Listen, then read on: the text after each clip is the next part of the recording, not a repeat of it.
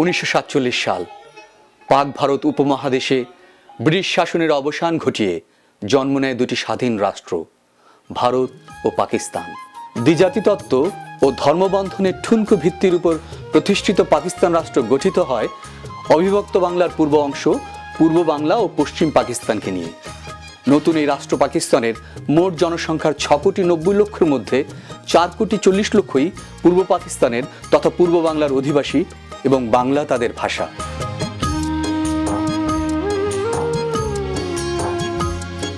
পাকিস্তান রাষ্ট্রযন্ত্রের উর্দুভাষী কেন্দ্রীয় নেতৃবৃন্দ ও এক শ্রেণীর বুদ্ধিজীবীরা রাষ্ট্রের সংখ্যাগরিষ্ঠ মানুষের ভাষা বাংলাকে বাদ দিয়ে উর্দু ভাষাকে পাকিস্তানের রাষ্ট্রভাষা করার ষড়যন্ত্রে মেতে ওঠে।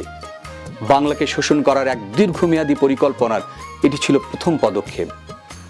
বাংলা ভাষার প্রতি পাকিস্তান রাষ্ট্রযন্ত্র নানা ধরনের বৈষম্য করতে থাকে, যেমন পাকিস্তান ডাক বিভাগের ডাক টিকিটে বা কেন্দ্রীয় মুদ্রার টাকায় কোথাও বাংলা হরফের নিশানা খুঁজে পাওয়া যায় না। বাংলা ভাষার বিরুদ্ধে এই ষড়যন্ত্র ও বৈষম্যের প্রতিবাদে সোচ্চার হয় পূর্ব বাংলার ছাত্র, বুদ্ধিজীবী, রাজনীতিক সহ আপামর জনতা।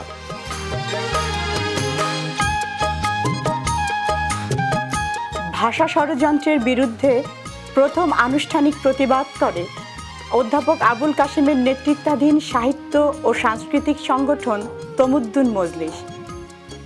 পরবর্তীতে অনেক প্রগতিশীল ও অসাম্প্রদায়িক সংগঠন এই আন্দোলনকে বেগবান করে এবং এটি গণ আন্দোলনের রূপ নেয়। বাংলার ছাত্র সমাজ, রাজনীতিক ও বুদ্ধিজীবীরা পাকিস্তানের কেন্দ্রীয় সরকারের কাছে একটি দাবিনামা পেশ করে।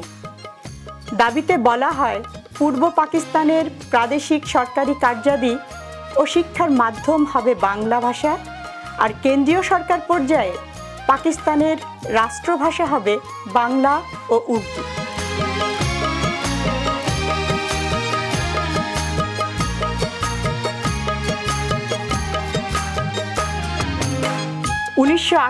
সালের মে মাসে পাকিস্তানের তৎকালীন গভর্নর জেনারেল মোহাম্মদ আলী জিন্নাহ ঢাকা বিশ্ববিদ্যালয়ের কার্জন হলে এক সমাবেশে ঘোষণা করেন, উর্দু, কেবলমাত্র উর্দুই হবে পাকিস্তানের রাষ্ট্রভাষা। সাথে সাথেই সভায় উপস্থিত ছাত্র জনতা এই ঘোষণার প্রতিবাদে ফেটে পড়ে। পরবর্তীতে পাকিস্তানের তৎকালীন প্রধানমন্ত্রী খাজা নাজিমুদ্দিনও বাংলাকে বাদ দিয়ে উর্দু ভাষাকেই পাকিস্তানের একমাত্র রাষ্ট্রভাষা করার প্রত্যয় ব্যক্ত করে।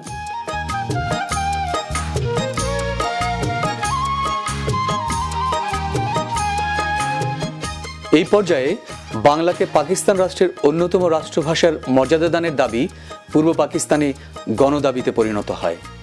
ঢাকা বিশ্ববিদ্যালয়ের ছাত্রদের অগ্রণী অংশগ্রহণ ও বাঙালি বুদ্ধিজীবী, রাজনীতিক, পেশাজীবী সহ সংশ্লিষ্ট সকলের সমন্বয়ে গঠিত হয় রাষ্ট্রভাষা সংগ্রাম পরিষদ।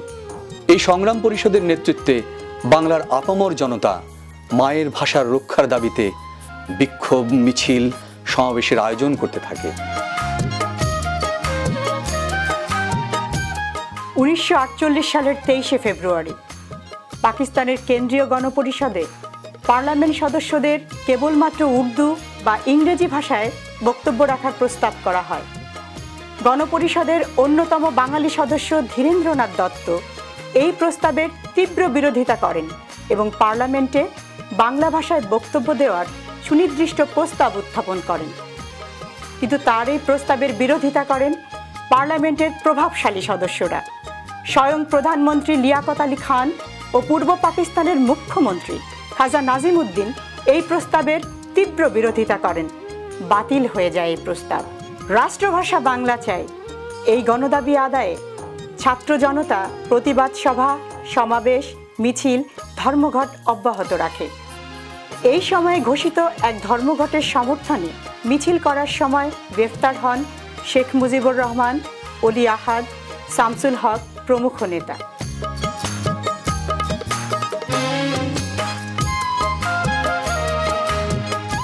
1952 সালের শুরু থেকে রাষ্ট্রভাষা আন্দোলন এক গুরুত্বপূর্ণ মোড় নিতে থাকে। পূর্ব পাকিস্তানের বঞ্চিত, শোষিত বাঙালিরা ক্রমে এই মতে বিশ্বাসী হতে শুরু করে যে ব্রিটিশ সাম্রাজ্যবাদের পরিবর্তে বাঙালিদের উপর খবরদারি করছে পশ্চিম পাকিস্তানি উপনিবেশবাদীরা। আরবি হরফে বাংলা লিখতে হবে। পাকিস্তান সরকারের এমন সিদ্ধান্তের প্রতিবাদে 30 জানুয়ারি 1952 সালে পালিত হলো সর্বাত্মক ধর্মঘট। 21 ফেব্রুয়ারি 1952 ভাষার দাবিতে উত্তাল পূর্ব বাংলায় এলো সেই শোকাবহ দিন। রাষ্ট্রভাষা সংগ্রাম পরিষদ এই দিনে সমগ্র পূর্ব পাকিস্তানে হরতাল, জনসভা ও বিক্ষোভ মিছিল করার সিদ্ধান্ত নেয়। পাক সরকারও মরিয়া হয়ে ওঠে। তারা কোনো ক্রমেই এই কর্মসূচি সফল হতে দেবে না। ঢাকা শহরে জারি করে 144 ধারা, নিষিদ্ধ হয় সভা, সমাবেশ, মিছিল। কিন্তু সকল রক্তচক্ষুকে উপেক্ষা করে হাজার হাজার ছাত্র জনতা ঢাকা বিশ্ববিদ্যালয়ের আমতলায় সমবেত হতে থাকে। সকাল 11টায় শুরু হওয়া সভার সিদ্ধান্ত মোতাবেক ছাত্ররা 5-7 জনের ছোট্ট ছোট্ট মিছিল নিয়ে রাষ্ট্রভাষা বাংলা চাই স্লোগান দিতে দিতে গণপরিষদ ভবনের দিকে অগ্রসর হতে থাকে। পুলিশ লাঠিচার্জ ও কাঁদানে গ্যাস ব্যবহার করে এই মিছিলগুলোকে ছত্রভঙ্গ করে দেয়। ছাত্র জনতা পুনরায় সংগঠিত হয়ে ঢাকা শহরকে স্লোগানে স্লোগানে প্রকম্পিত করে গণপরিষদ ভবনের দিকে অগ্রসর হতে থাকে। বিক্ষুব্ধ ছাত্র জনতার এই মিছিলে পুলিশ নির্বিচারে গুলি চালায়। রাস্তায় লুটিয়ে পড়ে রফিক উদ্দিন আহমেদ, আব্দুল জব্বার, আবুল বরকত ও আব্দুল সালামের লাশ।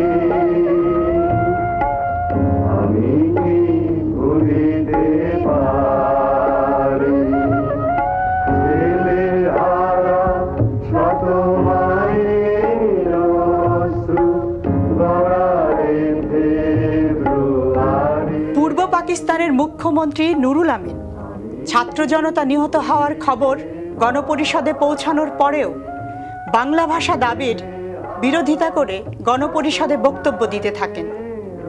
কিন্তু মৌলানা আব্দুর রশিদ তর্কবাগীশের নেতৃত্বে কয়েকজন সংসদ সদস্য অধিবেশন ত্যাগ করে ছাত্র জনতার সাথে রাস্তায় নেমে আসেন। ভাষাবর্ষা স্থল, ছাত্রগণ রক্তশয্যায় শায়িত, সেই সময়ে এখানে বসে আমি হাওয়া খেতে পারি না।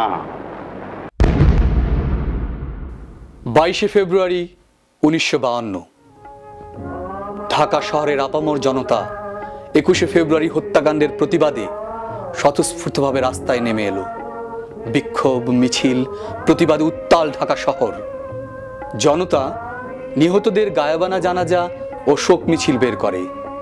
এই শোক মিছিলেও পুলিশ মিলিটারি গুলি চালিয়ে হত্যা করে শফিউর রহমান সহ কয়েকজনকে। যে স্থানে ছাত্ররা নিহত হয় সেই স্থানেই 23 ফেব্রুয়ারি একটি স্মৃতিস্তম্ভ নির্মাণ করা হয়।